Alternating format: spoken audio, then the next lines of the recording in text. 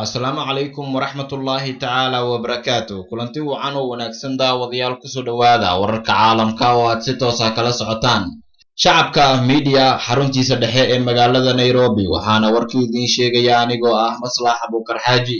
Qodobada warkayga aad ku daawan doontaan ayaa waxaa ka mid ah qaar ka mid ah ilaalada dharcadda ah ee la socotay ra'iisul wasaare Khayre oo shaqada sabab la yaab leh looga eriyay. Ganacsatada Soomaaliyeed oo ka walaacsan mamnuucidda isticmaalka gaadiidka laga kaxeeyo dhanka midigta.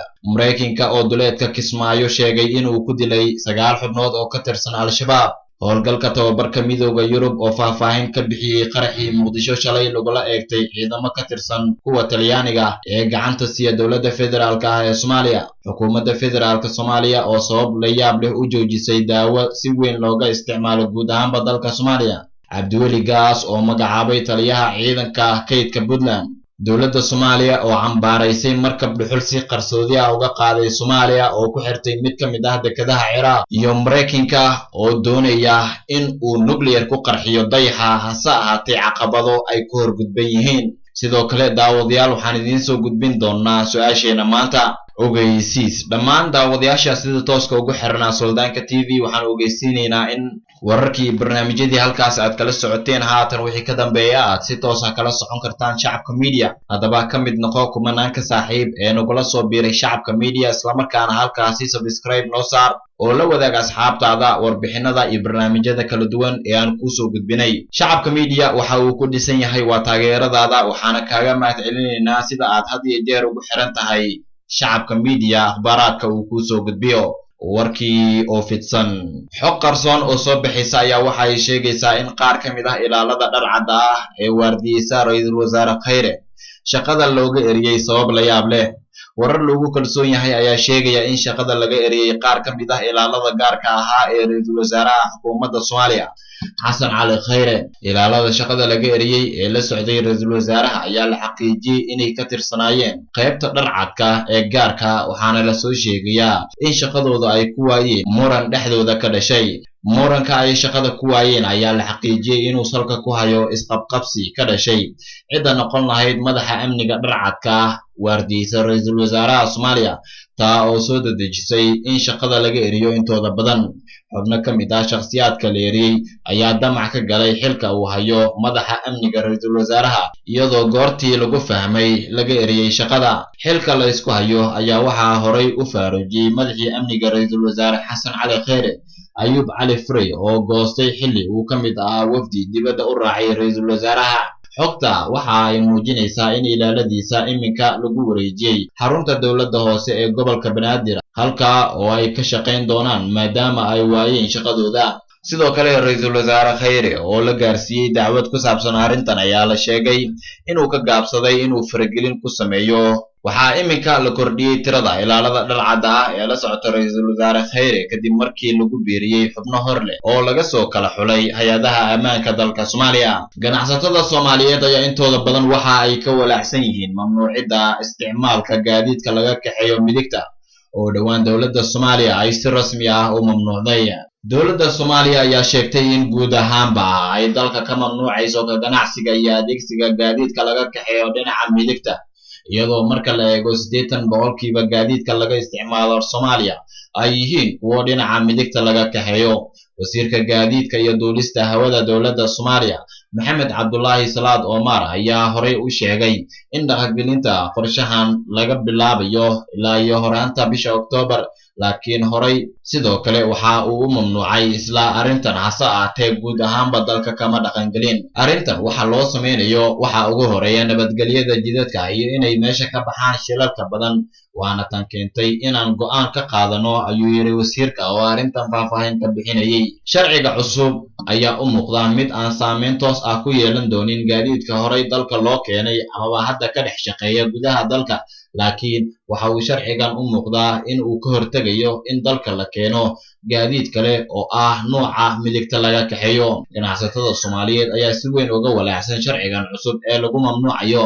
gaadiidka steerinka midigta ah laga wado, waxaana marka aad eegto goobaha lagu iibiyo noocyada kala duwan ee gaadiidka ka muuqanaya in tirada ugu badan ay yihiin kuwa u samaysan dhinaca midigta oo ah kan hadda ay dowladda Soomaaliya mamnuucday.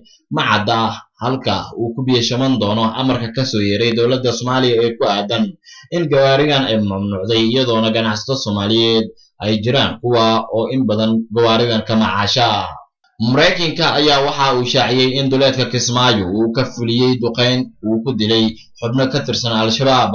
Taliska ciidamada Mareykanka ee Afrika ayaa shaaciyay in duqeyn dhinaca cirka ah lagu qaaday koox ka tirsan Al-Shabaab duleedka magaalada Kismaayo oo lagu dilay sida uu hadalka u dhigay 9 ka mid ah xubno ka tirsan Al-Shabaab. War ka soo baxay Africom ayaa lagu sheegay in duqeynta oo ka dhacday shalay meel Kismaayo u jirta 40 kiiloomitir ay ku qiimeynayaan in 9 ka mid ah kooxda Al-Shabaab lagu dilay duqeynta iyadoo cid rayd ah aynay waxna ku noqon sida ay hadalka u dhigeen howlgalka Africom ee dowladda Mareykanka. war-saxaafadeed ka soo baxay taliska Mareykanka ee Afrika ayaa lagu sheegay in 1dii bishan Oktoobar oo shalay ku beegneed ciidamada Mareykanka ay qaadeen weerar cirka ah kadib markii Al-Shabaab weerareen ciidamo ka tirsan dowladda. Africom ayaa xaqiijisay in howlgalkan ay ku gacan siiyeen ciidamada dowladda federaalka ah ee Soomaaliya isla markaana aysan jirin wax khasaare ah oo shacabka deegaanka ka soo gaaray. Mareykanka waa uu sii wadi doonaa weerarada noocan ah oo looga hortagayo khatarta ku wajahan danihiisa Soomaaliya iyo muwaadiniintiisa isla markaana lagu wiiqayo awoodda kooxaha argagixisada ayaa lagu yiri qoraal kooban oo ka soo baxay howlgalka Africom. Tan iyo sanadkii tagay 2 askari oo Mareykan ah ayaa lagu dilay gobolada Shabeellaha Hoose iyo Jubbada Hoose kadib markii ay ku weerareen xoog ka tirsan Al-Shabaab. Mareykanka ayaa waxaa ka jooga Soomaaliya ku dhawaad 1,000 askari oo ka caawiya ciidamada dowladda iyo AMISOM dagaalka ka dhanka Al-Shabaab oo aad ugu xoog badan inta badan gobolada dalka Soomaaliya. iyadoona hadalka ka soo baxay Africom uu noqonayo mid ay shaaciyeen iyadoo dhanka Al-Shabaab aysan weli ka soo bixeen wax war ah oo xaqiijinaya ama beeninaya sheegashada howlgalka Africom. howlgalka tababarka midowga Yurub ayaa faahfaahin dheeraad ah waxa uu ka bixiyay qaraxii shalay Muqdisho lagula eegtay ciidamada Talyaaniga. war-saxaafadeed ka soo baxay howlgalka tababarka midowga Yurub ee Soomaaliya ayaa looga hadlay qaraxii ismidaaminta ahaa ee shalay ka dhacay magaalada Muqdisho ka oo lala eegtay ciidamo ka soo jeeda dalka Talyaaniga oo hoos taga howlgalkaasi. howlgalka tababarka midowga Yurub ee Soomaaliya ayaa qiray in weerarkaas lala beegsaday mid ka mid ah gaadiidkooda oo marayay agagaarka wasaaradda gaashaandhigga. howlgalka tababarka midowga Yurub ayaa war-saxaafadeedkaas ku sheegay inaysan jirin khasaare ciidamadooda ka soo gaaray qaraxaas isla markaana ay si nabad ah dib ugu soo laabteen xaruntooda Xalane oo markii hore ay ka baxeen. sidoo kale war-saxaafadeedkaas ayaa lagu sheegay inaysan jirin rasaas lala beegsaday ciidamadooda ka hor qaraxa inta uusan dhicin iyo kadibba. midowga Yurub ayaa tilmaamay in qaraxaas uu khasaare ka soo gaaray dad shacab ah inkastoo aan la sheegin tirada rasmiga ah ee khasaaraha uu leeyahay. tababarka midowga Yurub ee Soomaaliya ayaa sheegay in weerarkan uusan baajin doonin inay sii wadaan taageerada Soomaaliya iyo dadaalada ay ugu jiraan inay mustaqbalka gaaraan xasilooni iyo barwaaqo guud ahaanba Soomaaliya. ciidamada Talyaaniga ayaa xilligan hogaaminaya howlgalka tababarka midowga Yurub waxaana gaadiidkooda military uu yahay mid caan ka ah magaalada Muqdisho oo lagu arko wadooyinka xilliyada ay marayaan iyadoo uu ka babanayo calanka dalka Talyaaniga. Al-Shabaab ayaa sheegtay weerarkaas isqarxinta ee shalay lagu qaaday kolonyada ciidamada Talyaaniga ay la socdeen. dowladda federaalka ah ee Soomaaliya ayaa sabab la yaab leh waxa ay u joojisay ka ganacsiga daawo si weyn looga isticmaalo guud ahaanba Soomaaliya. xukuumadda Soomaaliya ayaa si rasmi ah u joojisay ka ganacsiga daawada loo isticmaalo cudurka TB-da oo saa'id loogu kala iibsado suuqyada magaalada Muqdisho. wasiirka caafimaadka xukuumadda federaalka Soomaaliya Fawziya Abuukar Nuur oo soo saartay amarka lagu mamnuucay isticmaalka daawada ayaa sheegtay in cudurka TB-da uu si weyn farabaan ugu hayo dalka Soomaaliya isla markaana bukaanada marba marka ka dambaysa ay sii badanayaan. waxa ay sheegtay wasiir Fawziya oo la hadashay VOA-da dawooyinka laga ganacsado ee TB-da in ay uga sii dartay in cudurka uu bulshada ku sii dhex faafo isla markaana ay adkaato daweynta cudurkan. TB-da waa cudurrada ugu badan ee Soomaalida aadka u saameeya. bukaanada dawooyinka la siiyo ee cudurkan waa daawo lacag la'aan ah laakiin Soomaaliya waxaa ka jira dawooyin aan sax ahayn oo dalka la soo geliyo. Soomaaliya cudurkan aad ayuu u hayaa ayay tiri wasiiradda oo VOA-da la hadlaysay. wasiiraddu waxay sheegtay in iyadoo arrimahaas oo dhan laga hortagayo in dowladda Soomaaliya ay ku dhawaaqday inay joojisay ka ganacsiga daawada TB-da. Wasiir Fawziya waxa ay sheegtay in dawooyinka cudurka qaaxada uu bilaash yahay isla markaana laga heli karo goobaha caafimaadka, sidaa darteedna ay sharci darro tahay in laga ganacsado. Sidoo kale waxa ay carabka ku dhufatay in isbitaalada guud ahaanba dowladda ay la wareegayso isla markaana amarada dowladda ay ku shaqayn doonaan. Waxay wasiiradda sheegtay in inta badan isbitaalada dowladda ay gacanta ku hayaan shakhsiyaad ama hay'ado aan dawli ahayn, kuwa oo ay sheegtay in laga wareejin doono dhowaan. Madaxweynaha maamulka Puntland Cabdiweli Gaas ayaa waxa uu magacaabay taliyaha ciidanka kaydka Puntland. Madaxweynaha Puntland Cabdiweli Maxamed Cali Gaas ayaa gudoomiyihii hore ee gobolka Nugaal gaashaale sare Cumar Cabdulaahi Maxamed Cumar Faraweyne u magacaabay taliyaha ciidanka kaydka Puntland. Cabdiweli ayaa dhowaan xilka ka qaaday Cumar Faraweyne, waxaana tan iyo maalintii xilka laga qaaday la hadal hayay in xil looga magacaabi doono mid ka mid ah hay'adaha ammaanka Puntland. Ciidanka uu hogaamin doono gaashaale sare Cumar Faraweyne ma ahayn kuwo horay uga jiray Puntland, balse markii ugu horeysay ee la maqlay ciidanka kaydka Puntland waxay ahayd inta uu socday dhaqdhaqaaqa ciidan ee deegaanka Tuqaraqa. Dowladda Soomaaliya ayaa si careysan waxa ay uga hadashay markab dhuxul sida oo si qarsoodi ah uga baxay Soomaaliya, isla markaana ku xirtay mid ka mid ah dekedaha ku yaala dalka Ciraaq.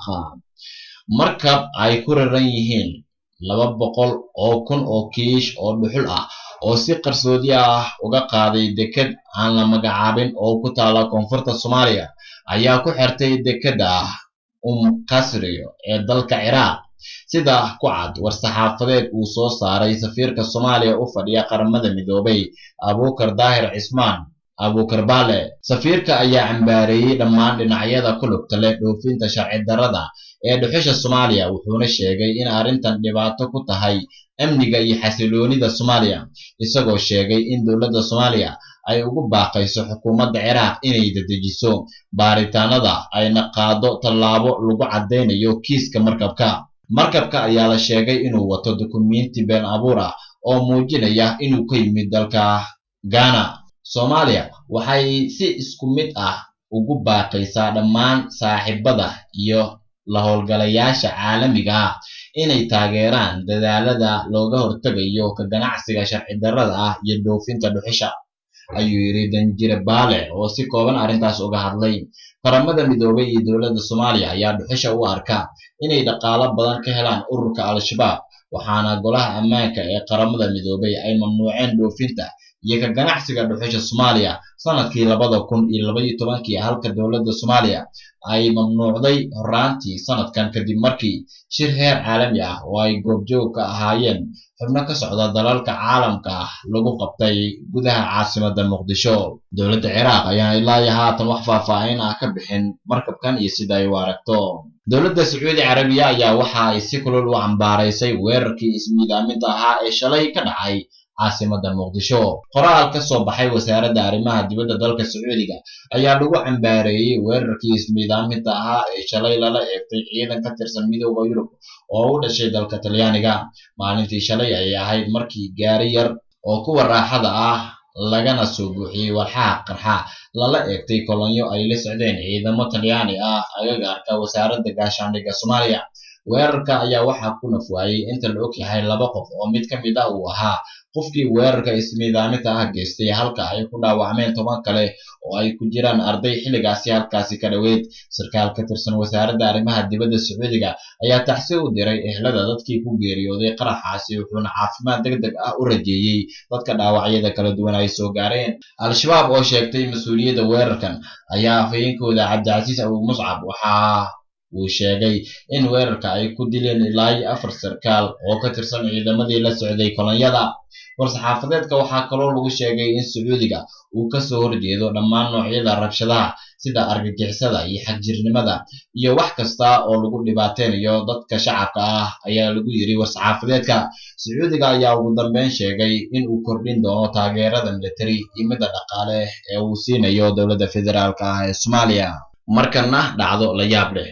Dowladda Mareykanka ayaa la ogaaday inay wado qorshe aan suuragal ahayn inay fuliso taa oo ku aadan inay doonayso inay qarxiso dayaxa. Mareykanka waxa ay si dhab ah uga fakarayaan in hubka nuclear-ka ku qarxiyaan dayaxa. Fikradan waxaa lagu cadeyn doonaa quwadda ay leeyihiin militariga Mareykanka iyo in ay muruqooda ku soo bixiyaan Ruushka hortiisa, iyo weliba in lagu handado mashruuca sirta ah. Waxaa lagu magacaabay duulimaadyo daraasad cilmi baaris ah oo lagu sameynayo dayaxa, ama mashruuca A119 lagu magacaabo. Sheekadan ku aadan in militariga Mareykanka ay doonayaan inay qarxiyaan dayaxa waa mid si weyn dunida looga hadalhayo, waxaana iska cad inaysan suuragal ahayn in ay dayaxa qarxin karaan, balse waxaa Trump xukuumaddiisa ay qorsheynaysaa in tani ay ka dhigto dhoolatus ay ku cabsi gelinayso wadamada sida weyn ay u xifaaltamayaan sida China iyo Russia. Markana su-aasheena maanta waxa ay tahay daawadayaal isla qodobkaasi.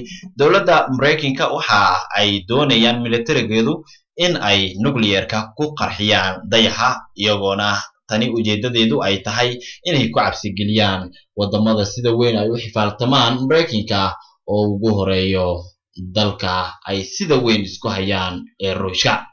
Haddaba maxaa laga dhadhansan karaa hadalka ka soo yeeray dowladda Mareykanka oo uu hogaaminayo Donald Trump, oo horey loo ogsoon yahay in tallaabooyin badan oo dadka ka yaabiyay inuu qaaday? Si aad fikirkaaga nala wadaagto, waxaad si toos ah nagala soo xiriiri kartaa dhanka iyo WhatsApp-ka, adigoona sidoo kale dhanka codkaaga noogu soo duubi kara, isla markaana fikirkaadu saliimka nala wadaagi kara. Guud ahaanba waa inaga intaa warkii caalamka oo aad kala socoteen Shacabka Media xaruntiisa dhexe ee magaalada Nairobi.